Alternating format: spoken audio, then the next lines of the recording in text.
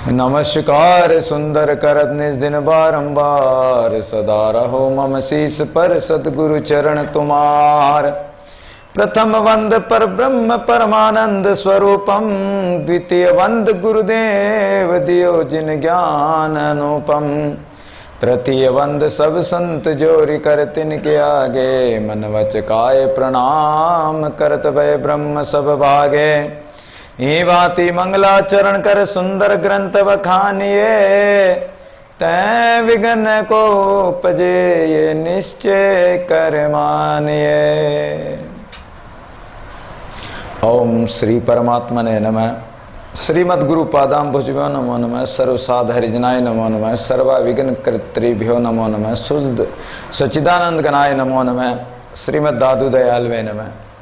श्रीमद् दादू दयाल जी महाराज जो परम गुरु, परमाचार्य, परम स्वामिन, परम विद्वान, परम दैसिक, परम वैज्ञानिक, तीनों कृत अनुभववाणी नाम जो ये शास्त्र है, महाराज की, महाप्रभु की कलिमल विध्वंसनी, कली के विषयमल पापों को हरने वाली, परमात्मा देव के भक्ति ज्ञान अमृत को देके जीवन मुक्ति आनंद प्राप्त कराने वाली अनुभववाणी, जिसके अंतर्गत पूर्वार्ध भाग साकी स्कंद के विषय और परिचय का अंग निरूपण कर रहे हैं।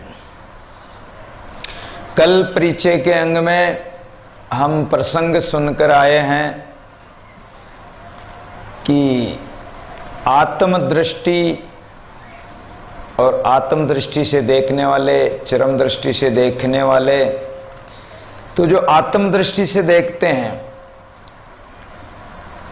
और ब्रह्म परिचय प्राप्त संत की दृष्टि में सब ब्रह्म ही ब्रह्म दिखाई देता है। जित देखूं तित श्याममयी, जहां देखेंगे वहीं वो परमात्मा दिखाई देगा। और आत्मदृष्टि वाले आत्मज्ञानी महापुरुष के लिए सब आत्माएं समान हैं। वो सब आत्माओं के सुख दुख को अपना सुख दुख समान समझते हैं। अपने को कोई भी दुख होता है, दर्द होता है, तो ऐसे ही दूसरी आत्मा को भी होता है। वो आत्मदृष्टि आत्मज्ञानी महापुरुष होते हैं। और इसमें साधु राम जी का उदाहरण भी हमने सुना। अब आगे दादू जी महाराज वाणी के अंतर्गत कह रहे हैं कि सूक्ष्म सोच अर्चा बंदगी, परमात्मा की अर्चना बंदगी के लिए कहते हैं कि जब सगुण परमात्मा को, सगुण भगवान की सेवा पूजा करनी हो, सगुण साकार की उपासना करते हैं, तो वहां धूप दीप पुष्पादि, चंदन आदि लेप, वस्त्रादि, भगवान को श्रृंगार कराना, भगवान के लिए आरती करना, आरती उतारना, भगवान के लिए भोग लगाना, तो ये सगुण साकार में जरूरी है। लेकिन यहां बता रहे हैं कि सूक्ष्म सोच भगवान के लिए जब निर्गुण निराकार की उपासना कर, निराकार मन सुरति सो प्रेम प्रीति सो सेव, जे पूजे आकार को तो साधु प्रत्यक्ष देव। अगर सगुण साकार को पूजना ही चाहते हैं तो संत महापुरुष सगुण साकार के ही, उस परमात्मा के ही अवतार हैं। ये नित्य अवतार है, अर्थात संतों का अवतार होता ही रहता है।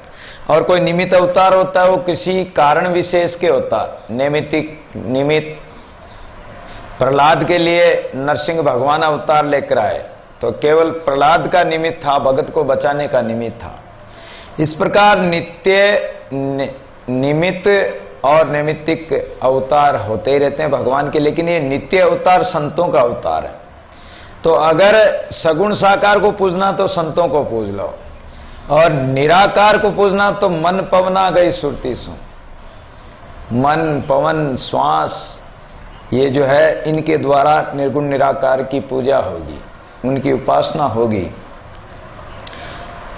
तो कह रहे हैं कि दादू जल पाषाण जो सेवे सब संसार, लेकिन उस उपासना को, उस सूक्ष्म उपासना को न समझकर अज्ञानी प्राणी क्या करते हैं, जो गुरुमुखी तो है नहीं, सच्चे सद्गुरुओं की संगत की नहीं, सत्संग के बिना मनुष्य का विकास हो नहीं सकता, उसकी आत्मा का कल्याण हो नहीं सकता, सुधार होगा नहीं, उसको ज्ञान होगा नहीं। तो इसलिए वो क्या करते हैं, बाहर भटकते हैं, बाहर तीर्थादि, वृक्षादि, पहाड़, गुफा, जंगल इत्यादि अलग अलग जगह वो एकांत ढूंढते हैं, या अलग अलग जगह जाकर पूजा करते हैं, परमात्मा को अलग अलग जगह देखते हैं कि वहां परमात्मा है। तो इस प्रकार वो भटकते रहते हैं।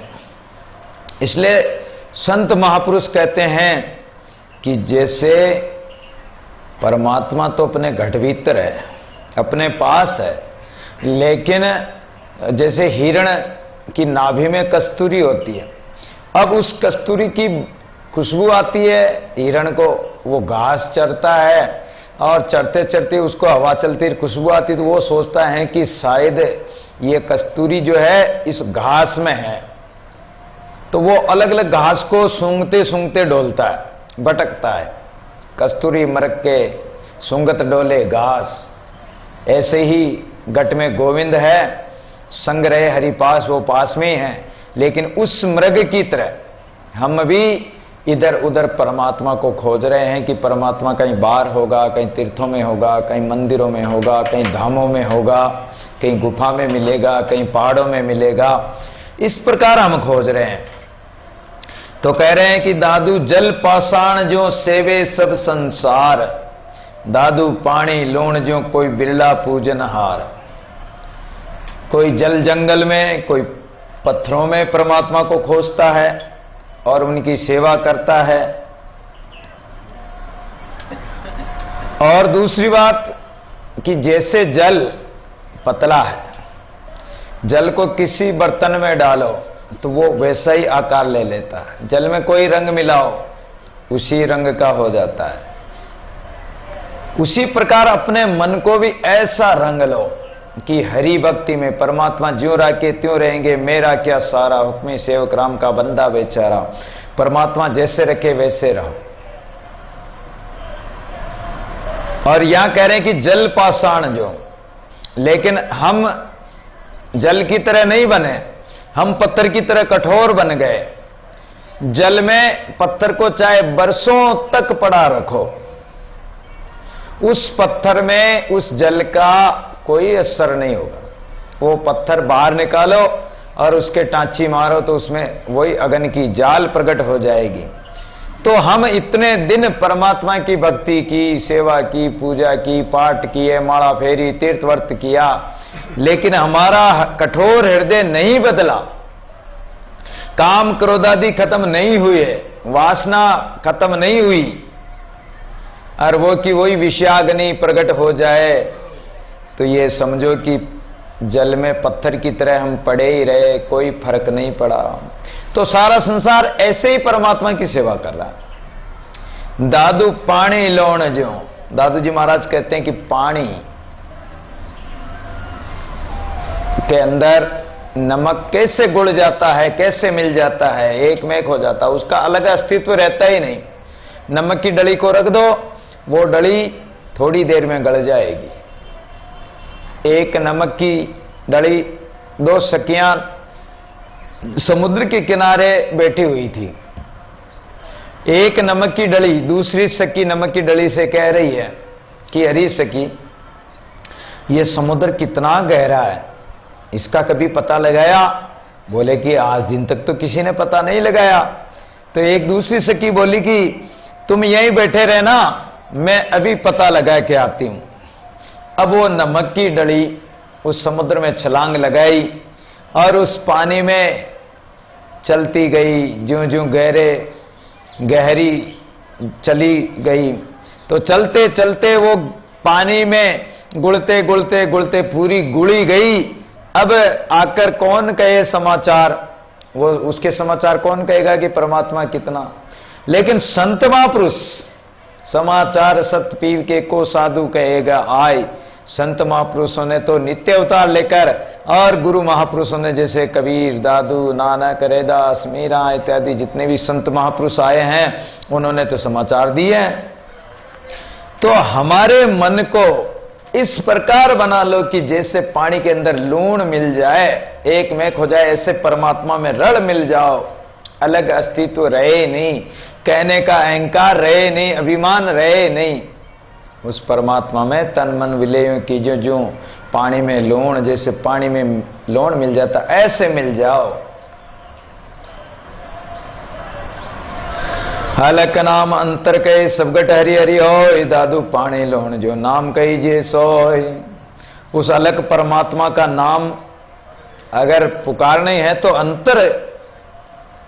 अंतःकरण से, अंतरात्मा से पुकारो, और वो नाम सब गट हरि हरि होय, सब गट में हरि हरि अपने आप बोल रहा है।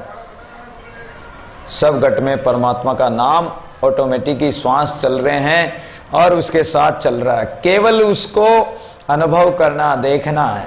दादू पानी लोण जो नाम कहीजे सोई। अगर इस प्रकार जैसे पानी में लोण मिल जाए, ऐसे मिलकर अगर नाम कहोगे तो तुम्हारा कहना, तुम्हारा सुमरण करना, नाम का जप करना सार्थक होगा। दादू जी महाराज जब आमेर में थे तो एक बैरागी संत आए और बोले कि महाराज, मैं मोटी माला लेकर और एक यानी 1.25 लाख जप रोज करता हूं, लेकिन फिर भी मेरा तो कोई नाम ही नहीं जानता, मुझे तो कोई जानता ही नहीं, मेरी कोई महिमा ही नहीं। और आप तो महाराज बिल्कुल शांत होकर विराजे हैं और एकांत में रहते हुए भी आपको तो सारा देश जानता है, सब लोक लोकांतरों में आपकी महिमा है।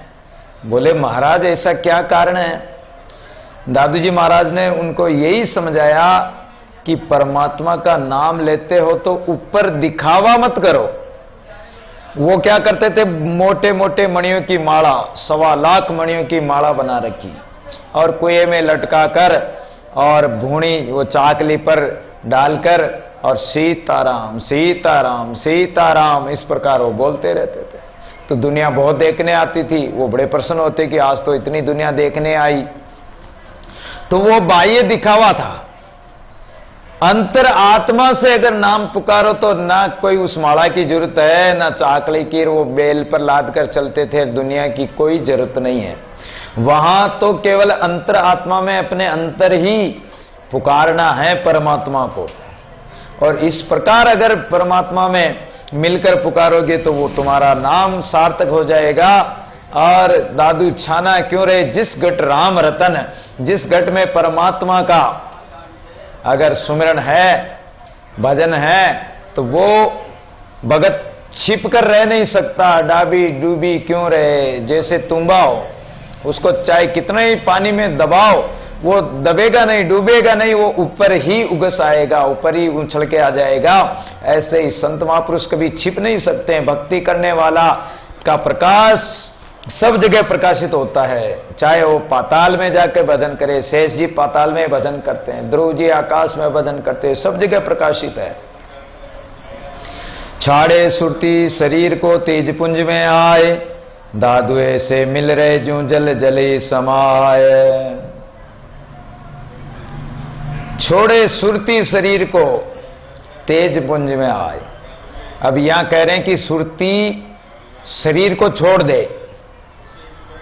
अब शरीर को छोड़ दे सुरती, ऐसा कैसे होगा? अब हम यहां बैठे हैं, हमारी सुरती कहीं और जा रही है या हमारे शरीर में लगी हुई है, शरीर संसार में, शरीर के संबंधों में, शरीर के व्यवहार में लगी हुई है सुरती, तो परमात्मा का भजन नहीं होगा। एक म्यान में 2 तलवार तो होगी नहीं। मन तो विषय विकारों में लगा हुआ है और ऊपर से हम राम राम कर रहे हैं, तो वो राम राम करना सार्थक नहीं होगा, क्योंकि सुरती तो विषय विकारों में, शरीर संसार में लगी हुई है। तो छोड़े सुरती शरीर को, सुरती के द्वारा इस शरीर के अध्यास को छोड़ दो और सुरती इसको छोड़कर कहां लगे? तेज पुंज में आए। जो तेज पुंज, तेजो राशि पर ब्रह्म परमात्मा है, उस आत्म स्वरूप में लगे। दादू ऐसे मिल रहे जो जल जली समाए, जैसे जल में जल मिल जाए। अगर दूध में पानी मिलाया तो भी अलग अलग है, हंस उसको अलग कर देगा, या फिटकड़ी डालकर अलग कर लो, नींबू डालकर अलग कर लो, खटाई डालते ही अलग हो जाएगा। लेकिन जल में जल मिला दो फिर उसको कोई अलग नहीं कर सकता है। दूध में दूध मिला दो फिर कोई उसको अलग नहीं कर सकता। तो ऐसे मिल जाओ कि जो जल जल ही समाए, जैसे जल में जल मिला दिया जाए तो एक में हो जाते हैं। सुरती रूप शरीर का पीव के पर से होई, दादू तन मन एक रस सुमिरण कहिए सोए। तो अपने शरीर को सुरती के द्वारा, इस शरीर का अध्यास छोड़कर, और जो शरीर के साथ सुरती मिलकर शरीर रूपी हो रही थी, उसको पीव के पर से होई, पिया परमेश्वर से स्पर्श कराओ, उसके संग में लगाओ, उसके सन्मुख कर दो सुरती को।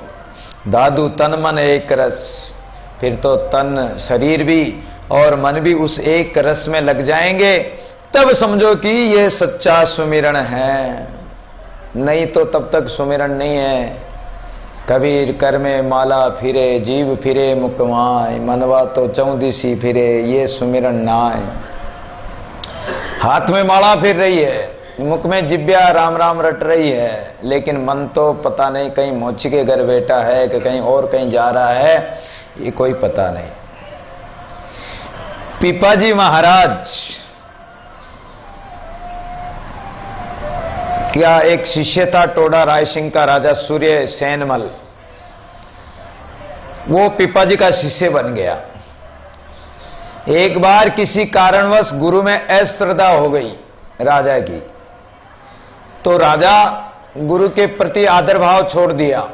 गुरुजी ने सोचा, पीपाजी ने, कि यदि राजा में अश्रद्धा हो गई गुरु के प्रति तो इसका मतलब वो नरकों में जाएगा।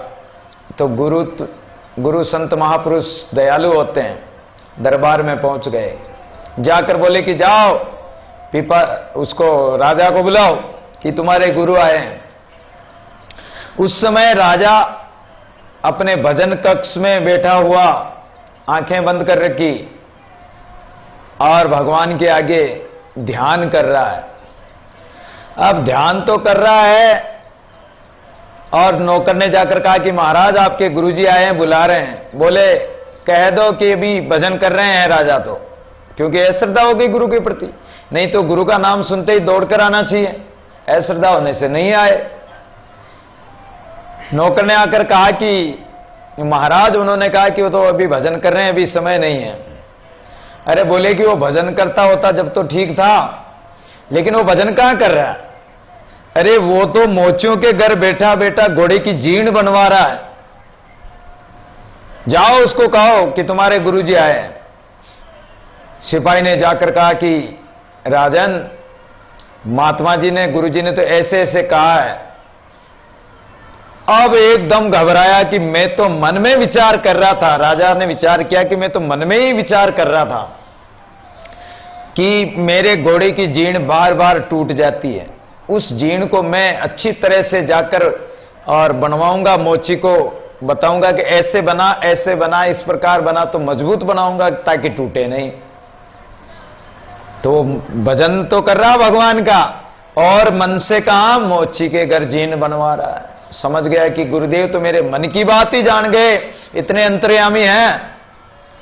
जाकर चरणों में गिर गया। पीपाजी ने कहा कि दूर दूर ऐसे पाखंडी चेले से हमें क्या लेना देना। बोला महाराज मेरी गलती हो गई, मुझसे अपराध हो गया, मुझे क्षमा कीजिए, आप तो संत दयालु होते हैं, दया कीजिए। बोले कि जाओ अपनी बांझ रानी को और सब रानियों को मेरे पास लेके आओ। अब महल में जाते वक्त उसके मन में फिर अश्रद्धा होगी। बोले गुरुजी पहले राजा थे, पीपाजी झालावाड़ के राजा थे, गढ़गागरोन के, और संत बन गए, लेकिन अभी भी रानियों की तो इच्छा अभी भी इनके मन में है, जो देखो रानियों को बुलवा रहे हैं। अब वो रास्ते में जा रहा था, जब रास्ते में जा रहा था तो उसके मन में अश्रद्धा होने के कारण सामने एक 9 हत्था नार दिखाई दिया, सामने आ गया और गुर्राते हुए। और ये बोले सामने तो शेर हैं। पीछे भागने लगा राजा, तो पीछे भी शेर, इधर भागे तो शेर, इधर भागे तो शेर, अब कहां जाए। अब मन में विचार आया कि एक शेर तो हो सकता है, इतने शेर चारों तरफ।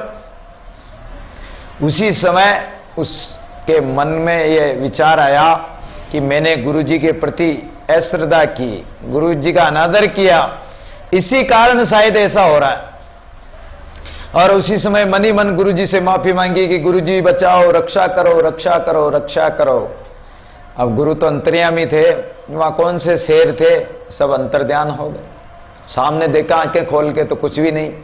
अरे बोले कि इसी कारण से हमने गुरु के प्रति अभाव किया, कुभाव किया, इस कारण से ऐसा हुआ। अब आगे गया तो उसकी जो बाज रानी थी, उसकी कोई संतान तो थी नहीं, वो बाज थी, उसके गोद में बच्चा खेल रहा है। और देखो गुरु महाराज की कृपा से बाज रानी के भी बच्चा हो गया। फिर तो वो जो उसकी कुभावना हुई थी वो हट गई और गुरु जी के प्रति श्रद्धा करने लगा। तो संत तो ऐसे होते हैं। अच्छा, संत सुरती रूप शरीर भी बना लेते हैं। सुरती के द्वारा संत ऐसा सुरती रूप, सुरती से जो स्मरण होने लग जाए तो आप भी बना सकते हो। यहां एक शरीर से यहां बैठे हो, एक शरीर से दूसरी जगह जाकर आप कोई भी काम कर सकते हो। दादू जी महाराज, जब ये पिपाजी महाराज एक बार टोडा राय सिंह में एकादशी का कीर्तन हो रहा था और द्वारिकाधीश में, द्वारिका में, अब टोडा तो अपने आप जानते हो यहां ज्यादा दूरी नहीं, निवाई से आगे टोडा, टोंक टोडा, यहां जागरण हो रहा था। और द्वारिका कहां है, कितनी दूर, वहां महाराज की लीला चल रही थी, लीला मंचन हो रहा था, ऐसी सुंदर लीला हो रही थी वहां। तो अचानक पिपाजी महाराज यहां टोडा में बैठे बैठे आधी रात के समय एकदम खड़े हुए और हाथों को ऐसे मसला, ऐसे मसले तो हाथ काले हो गए। लोगों ने कहा, राजा ने कहा, महाराज यहां न तो कोई कोयला है ना कोई काजल है और आपके हाथ काले कैसे हो गए महाराज। बोले कि राजन, द्वारिकाधीश में और महाराज की लीला हो रही है, वहां जिस मसालची को चिराग पकड़ा रखा था, मसाल पकड़ा रखी थी, जब जयकारा बोलते हैं, बोले बोलो बांके बिहारी लाल की जय, तो वो ऐसे हाथ ऊपर किया तो वो मसाल से जो ऊपर तंबू तना हुआ था सामियाना, वो मसाल से, चिराग से वो तंबू में आग लग गई, सामियाना आग पकड़ ली और पूरा तंबू जलने लगा। अब तंबू जलने लगा तो पिपाजी महाराज यहां टोडा में बैठे हैं, एक शरीर से वहां द्वारिका में महाराज की लीला का आनंद ले रहे थे। तो उन्होंने वहीं खड़े होकर वो जो जल रहा था उसको बुझा दिया, अपने हाथों से मसलकर बुझा दिया। तो पिपाजी ने कहा कि ऐसे ऐसे महाराज की लीला हो रही थी और मेरे राम ने उसको बुझा दिया, नहीं तो नुकसान होता और महाराज की लीला में भी विघ्न पड़ता। अब राजा ने यह बात अपने मन में रख ली और दूसरे दिन अपने जो द्रुतगामी घुड़सवार थे उनको भेजा और द्वारिका से पता करवाया कि क्या ये बात सत्य है, क्या घटना घटी, उस दिन पता करके आओ। गए, वापस आए तो समाचार दिए कि बात सत्य है। उस दिन लोगों ने कहा कि उस दिन अगर पिपाजी महाराज नहीं होते तो पूरा तंबू जल जाता और महाराज की लीला में भी विघ्न पड़ता। तो संत महापुरुष सुरति के द्वारा ऐसे अनेक शरीर बना सकते हैं। दादू जी महाराज जब अकबर को उपदेश देने गए थे सीकरी में, तो अकबर कहता है कि महाराज, कृष्ण भगवान छोटे से बालक थे, 7 साल के, और 7.5 साल के थे, लगभग 7, 7.5, और उन्होंने गोपियों के साथ महाराज की लीला की। तो एक गोपी के साथ एक एक रूप बनाया, अलग अलग गोपी के साथ अलग अलग रूप बनाया। तो ऐसे छोटे से बालक में ऐसी शक्ति कहां से आ गई? तो बोले कि वो तो महायोगेश्वर थे, महान योगेश्वर कृष्ण भगवान, वो तो सबको शक्ति देने वाले हैं, सब उसी की लीला है। वो एकोम बहुश्याम, एक से अनेक हो जाए और इस जो सृष्टि है इसको अपने में प्रलय करके अपने में समाहित कर ले। वो अणु से अणु, अणु से भी सूक्ष्म और महान से भी महान, बड़ों बड़ा विशाल है, उसकी गति का क्या वार पार है। वो तो महायोगेश्वर है। बोले जाओ इस 9 लखा बाग में घूम के आओ। जिस बाग में 9 लाख पेड़ थे, अकबर का बाग था 9 लखा बाग। अब वो अकबर और बीरबल दोनों घूमने गए, तो महाराज को तो यहीं छोड़ गए थे, लेकिन वहां बाग में गए तो हर पेड़ के नीचे दादू जी महाराज ध्यान करते हुए विराजमान है, आंखें बंद कर रखी और ध्यान मुद्रा में विराजमान है। और हर पेड़ के नीचे दादू जी महाराज को देखा। तो देखो दादू जी महाराज के इतने शरीर बन गए, वापस आए तो दादू जी महाराज वहीं विराजमान है। अरे महाराज, हमने तो वहां पेड़ों के नीचे भी आपके दर्शन किए हैं, अरे इतने शरीर कि भाई ये आपके सवाल का जवाब है कि एक में साधारण साधु होते हुए भी इतने शरीर बन गए, भगवान ने दिखा दिए। तो भगवान की लीला का क्या वार पार। और दादू जी महाराज जब आमेर में विराजमान थे, राजा मानसिंह सत्संग सुन रहा था, उसी समय दादू जी महाराज ने अचानक हाथ को ऐसे ऊपर किया, तो जो चोला पहन रखा था दादू जी महाराज ने, वो चोला पानी से गीला हो गया। राजा ने बोला, सबने देखा हो सत्संगियों ने? राजा ने कहा महाराज, यहां कोई पानी की बाल्टी भी नहीं रखी हुई, पानी भी नहीं भरा हुआ है, फिर ये आपने हाथ ऐसे किया और आपका चोला कैसे गीला हो गया और उसमें पानी टपक टपक पानी गिर रहा है। बोले राजन इसको चखो। चखा तो महाराज ये तो खा रहा है। भाई ये समुद्र में एक जहाज डूबने वाला था और हिंगोल गिरी और कपिल मुनि 2 सन्यासी महात्मा उसमें विराजमान थे और भी यात्री थे उसमें, और कई करोड़ों का माल उसमें भरा हुआ था। 7 कोटी माल भरियो 700 साहूकार, तो उसमें माल भरा हुआ था। जब वो जहाज डूबने लगा समुद्र में, उस समय वो हिंगोल गिरी और कपिल मुनि ने मेरे राम को पुकारा, दादू दादू कहे दादू जी को पुकारा, मेरे राम को पुकारा।